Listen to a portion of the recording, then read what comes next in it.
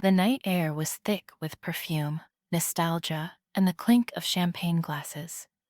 The grand ballroom of the Crestview Country Club glowed in soft golds and silvers, echoing laughter and nervous greetings. Beneath it all was a current of something electric, people testing the waters of memory, weighing who had aged well and who had not. Then the room shifted. Heads turned. Conversations paused. The door had opened. A tall woman in a sleek black gown entered like a storm, dressed in velvet. Her posture was regal, her makeup flawless, hair sleek and modern. She was elegance without effort. She was the type of woman who made silence follow her. Some whispered, some squinted. Then came the gasp. Is that Samantha Blake? The same Samantha who once roamed the halls of Crestview High with oversized sweaters, acne scars, and a desperate hope for invisibility? It was. Except now, she was unrecognizable. Time and purpose had reshaped her into a masterpiece. Melissa Hartwell, still clutching to the remnants of her queen bee crown through Botox and Instagram filters, almost dropped her champagne flute. Derek Monroe, her former boyfriend and the school's golden boy, gave a low whistle, jaw slack. Tyler Green, the loudmouth prankster, chuckled nervously. No way. No way. That's not our Sam Blake. But it was. And Samantha smiled, cool, gracious, a flicker of something unreadable in her eyes, as she crossed the room like it belonged to her. Samantha used to walk the halls of Crestview High, hoping to avoid the next cruel laugh, the next shove, the next accidental spill on her clothes in the cafeteria. Tonight, she walked like a queen. Sam? Melissa approached with forced enthusiasm and a tight smile that didn't quite reach her eyes. Oh my God, you look amazing. I almost didn't recognize you. That seems to be going around, Samantha replied, her voice velvet and steel. She took Melissa's outstretched hands in hers. You look just like I remember. Melissa blinked, momentarily disarmed. Oh, well, thanks, I guess. From behind her, Derek appeared, his face etched with years of hard partying and harder regrets. Still handsome in that aging football star way. His eyes scanned her up and down, lingering just a moment too long. Wow, Sam, you really cleaned up. What are you doing now? Corporate litigation, she said, sipping her drink. Class actions mostly. I like to see the bad guys pay. Melissa laughed a little too loudly. Same old Sam, always a brain. Derek chuckled. You know, I was just telling Ty we hadn't seen you on social media. You're like a ghost. Ghosts tend to haunt, she said, her smile never wavering. And I've always believed in making a dramatic entrance. As if on cue, Tyler joined the trio, already a couple drinks in. No way. Sam Blake, the legend. Damn, you even make me look old. You always were good at making people look bad, she said smoothly. Glad to see you're still committed to your craft. There was a pause. Tyler blinked. Melissa coughed. Let's grab a picture, Melissa said quickly, pulling out her phone. You have to be in the class photo. Samantha tilted her head. Of course. Let's make memories we won't regret this time. The night moved forward, but Samantha's eyes scanned the room like a silent security system, processing, recording. Faces aged and softened, some still clutching desperately to the past, others trying to outrun it. She smiled, danced, reminisced.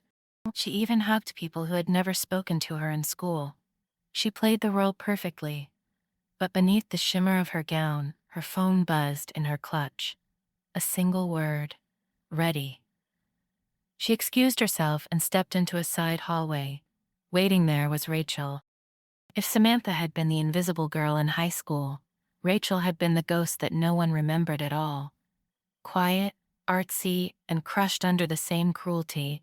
But now, like Samantha, she was transformed. Not glamorous, Not polished, but sharp, calculated, dangerous. They're biting, Rachel said, eyes gleaming. Samantha nodded. They don't suspect a thing. They shouldn't. This is your performance, said Rachel. Samantha glanced back toward the ballroom. They've forgotten everything they did, but I remember everything. Rachel's smile faded. Are you sure about this? Once we do it, there's no going back. Samantha's gaze hardened. They taught me that people don't change. I want to believe otherwise, but tonight we find out. After party? Samantha asked brightly, a couple of hours later. She was holding court now, surrounded by classmates who had once pretended she didn't exist. I've got a suite upstairs. Champagne, snacks, music, and stories. Real ones, she said. Melissa hesitated. You're staying here? She asked. Why not? I figured this reunion might be enlightening. She turned to the others. You in? Derek, ever the follower, grinned. Let's do it. Tyler shrugged. Hell yeah, what's a reunion without some bad decisions? Rachel watched from the bar as the trio followed Samantha to the elevator. Her fingers tightened around her glass. Let the reckoning begin. The suite was a vision. Minimalist luxury. Soft lighting, perfect acoustics. But there was a sharpness to the air. Something unspoken hummed between the guests. Samantha poured drinks and handed them out. To old friends, she said, raising her glass. To surviving high school, Melissa added, laughing nervously. To making it out alive, Tyler joked. Samantha's smile widened. Some of us barely did, she said. They all looked at her. She walked to a sleek cabinet and pulled out a small remote. The TV screen on the wall flickered to life. A video began to play. Teenage Samantha stood in the school hallway, holding a handwritten note. Her face was red, her voice trembling. Behind the camera, someone snickered. I think you're really great, Derek, the teenage Samantha said. Then Derek appeared on screen, laughing, flanked by Tyler and Melissa. Oh my God, you actually thought I liked you? Derek sneered. Melissa, off camera, this is going viral. The screen froze. Samantha turned to them. You remember that day, don't you? Melissa swallowed hard. That was a long time ago. 20 years, 2 therapists, and 1 suicide attempt. Samantha said calmly, and not one of you ever apologized. Derek looked stunned. Sam, we were kids. Stupid kids. Stupidity doesn't erase consequences, she said, turning back to the TV. The screen lit up again, this time with a live feed.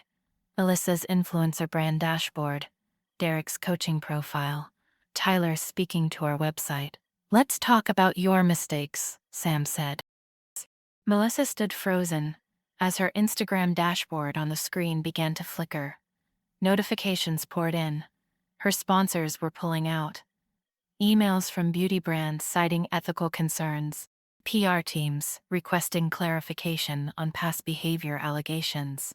And her follower count dropping by the second. I haven't done anything wrong, she whispered, fumbling with her phone. Samantha turned to her, voice quiet. Wrong doesn't have an expiration date. Tyler stepped back. Okay, this is too much. You're not seriously hacking us or whatever. That's illegal?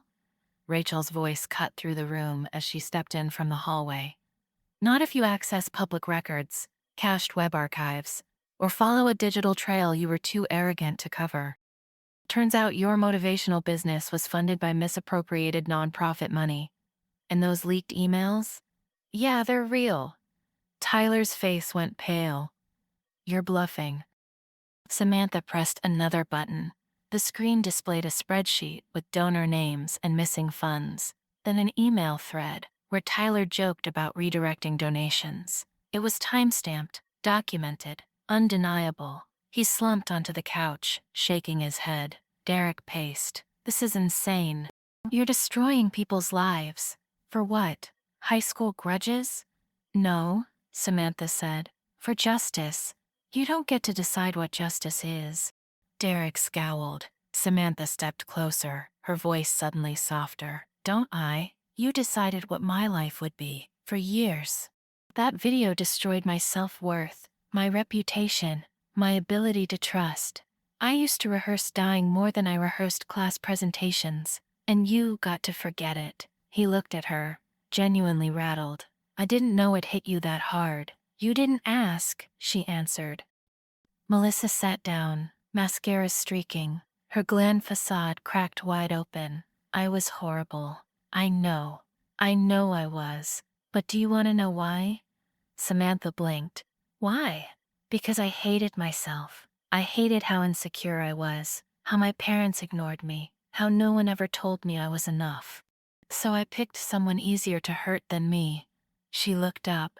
It was you. The room fell into silence. Samantha didn't speak. Rachel did. That's not an excuse. It's not, Melissa whispered. But it's the truth. Tyler, still stunned, rubbed his face. This is my whole career. It's over. No, Samantha said. It's not over. Not unless you refuse to change. She turned to Rachel, who looked at her in surprise. I didn't come here just to destroy them. That's not who I want to be. Rachel's brows pulled together. You sure about that? I came here to remind them, to give them the chance to be better. But the live streams, Samantha nodded. They're not public. I set them to private after 20 minutes. Enough to scare them. Enough to force truth. But not enough to ruin them completely. Melissa looked at her, stunned. You could have ended us. I know, Sam answered. Derek sat heavily, looking more tired than angry now. You know the worst part? I was in love with you. Back then? Samantha blinked. What? He laughed, hollow. It was stupid, and I was a coward. I joked about you because I didn't know how to admit it. You weren't like the others. You were real. And that scared me. Samantha didn't know how to respond. Melissa gave a bitter chuckle. High school. A horror show we all volunteered for. Rachel folded her arms. Some of us didn't get a choice. Samantha looked at her. We have a choice now. Melissa stood, wiping her face. I want to make it right, if you'll let me. I don't want an apology, Samantha said. I want action. Do something that matters. Start with that nonprofit you always talk about but never fund. Be the person you pretend to be online. Melissa nodded, throat tight. Okay. Tyler cleared his throat. I've got speaking gigs lined up for schools. I'll tell the truth, the whole story, what I did, what it did to you. Maybe it'll stop someone else from doing the same. Samantha turned to Rachel, who was watching her like she'd grown a second head. You wanted revenge? Rachel said.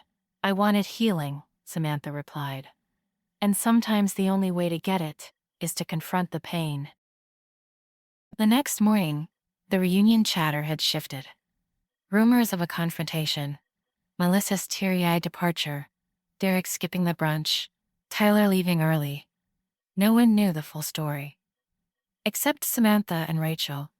They sat on the hotel balcony, sipping coffee, watching the sunrise.